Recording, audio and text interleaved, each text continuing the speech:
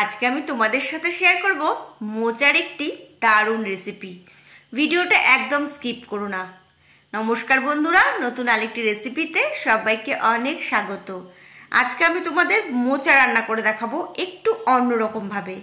তো দেখো, এর জন্য আমি মোচা কেটে নিয়েছি। তো দেখো, ভেতরের অংশটা কি করবে, এরকম পাতলা পাতলা করে কেটে নেবে আর কয়েকটা মোচা এরকম ছাড়িয়ে নেবে, মানে বাইরের অংশটা এরকম ছাড়িয়ে নেবে আর ভেতরটা তোমরা খোসা শুদ্ধই এরকম পাতলা করে কাটবে। এরপর হলুদ জলে কিছুক্ষণ রেখে দেবে, তারপর কি করবে, সেদ্ধ করে নেবে। তো দেখো, সেদ্ধ করে নিয়েছি, গ্যাস অফ করে দিলাম। এবার একটা চালনিতে ঢেলে নেব, জল ঝরিয়ে নেব, এরপর একটু ঠান্ডা করে নেব। বন্ধুরা, এই রান্নাটা খুব সহজ, খুব বেশি সময় লাগে না আর খুব বেশি মশলার দরকার হয় না, আর খেতে লাগে অসাধারণ। তো দেখো, 1 চামচ জিরের গুঁড়ো, 1 চামচ আদা বাটা, স্বাদ অনুসারে চিনি, আর এখানে আমি 1/2 চামচ লঙ্কার গুঁড়ো নিয়েছি। সামান্য জলে গুলে কিছুক্ষণের জন্য রেখে দেব। এরপর আমি এর মধ্যে 1 টিস্পুন হলুদ গুঁড়ো দিয়ে দেব। তো দেখো, মশলাটা রেডি করে নিয়েছি। এবার এটা আমি রেখে দেব কিছুক্ষণের জন্য। আর এইদিকে দেখো, আতপ চাল ভিজিয়ে রেখেছিলাম, ভালো করে বেটে নিয়েছি। দিয়ে দিলাম স্বাদ অনুসারে নুন, সামান্য হলুদ গুঁড়ো, মিশিয়ে নেব। এবার আমি বড়াগুলো ভেজে নেব। তাহলে চলো তোমাদের দেখিয়ে দিই। তো দেখো, ভালো করে মিশিয়ে নিয়েছি। বন্ধুরা, তোমরা কিন্তু আতপ চালের গুঁড়ো দিয়ে এভাবে বড়াগুলো ভাজবে না। তোমরা কি করবে, আতপ চাল ভিজিয়ে রাখবে, এরপর ভালো করে বেটে তারপর এইভাবে তোমাদের দেখাচ্ছি। দেখো, এইভাবে বড়াগুলো ভেজে নেবে। তো আমি এদিকে প্যান বসিয়ে দিয়েছি। প্যান ভালো করে গরম করে নেওয়ার পর দিয়ে দিলাম সাদা তেল। তেল গরম হয়ে গেছে।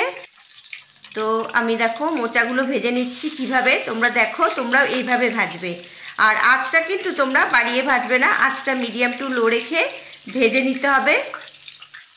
বন্ধুরা, খুব সহজ রেসিপি, তোমরা দেরি না করে অবশ্যই এই রান্নাটা তোমরা নিরামিষ দিনে করতে পারো। আর তোমাদের কেমন লাগলো আমাকে অবশ্যই তোমরা কমেন্ট করে জানাবে। আমি এই রেসিপিটি আমার মার কাছ থেকে শিখেছি। আমার মা অসাধারণ রান্না করে। তো মা আমাকে এইভাবে রান্নাটা করতে বলেছিল, তো আমি করেছিলাম। আর বন্ধুরা, এতটাই সুস্বাদু হয়, তোমরা প্লিজ একবার ট্রাই করে দেখো। বন্ধুরা, তোমরা যদি চাও এই রান্নায় সামান্য নারকেল কুচি দিতে পারো। তোমরা কি করবে, যদি নারকেল কুচি দাও তাহলে নারকেলটা খুব ভালো করে কুচিয়ে ভেজে নেবে। আর যদি চাও তোমরা কাজু বাদাম বাটা দিতে পারো যখন মশলা কষাবে। তো দেখো, একদিকে হয়ে গেছে, আরেকদিকে বড়াগুলো উল্টে দিলাম। সেম প্রসেসে বাকিগুলোও ভেজে নেব।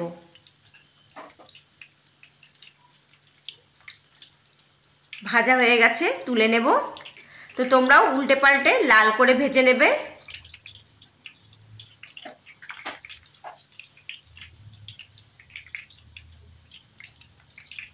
তো দেখো, ভাজা হয়ে গেছে, তুলে নেব। তো মোচার বড়াগুলো সবগুলো ভেজে নিয়েছি। তেল আমি অনেকটাই কমিয়ে নিয়েছি। ফোড়নে দিয়ে দিলাম একটা শুকনো লঙ্কা, একটা তেজপাতা, দিয়ে দেবো 2টো এলাচ ফাটিয়ে, 2টো লবঙ্গ, 1 টুকরো দারচিনি দিয়ে দিয়েছি। 1 টিস্পুন গোটা সাদা জিরে দিয়ে দিলাম। গ্যাসের ফ্লেমটা মিডিয়াম টু লো রেখেছি।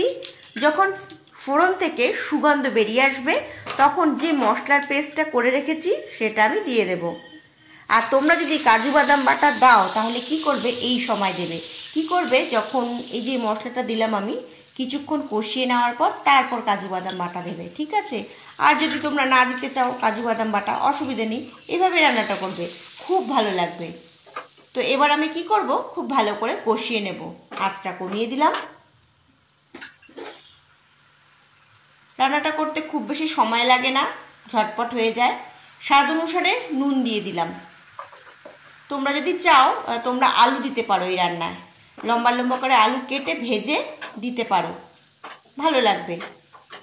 তো আমি তো অনেক সময় আলু দিয়েও করি, ভালোই লাগে। আজকে আলু ছাড়াই রান্নাটা করছি। তো ভালো করে কষিয়ে নিয়েছি। এবার আমি গরম জল দিয়ে দিলাম, আঁচ বাড়িয়ে ফুটিয়ে নেব।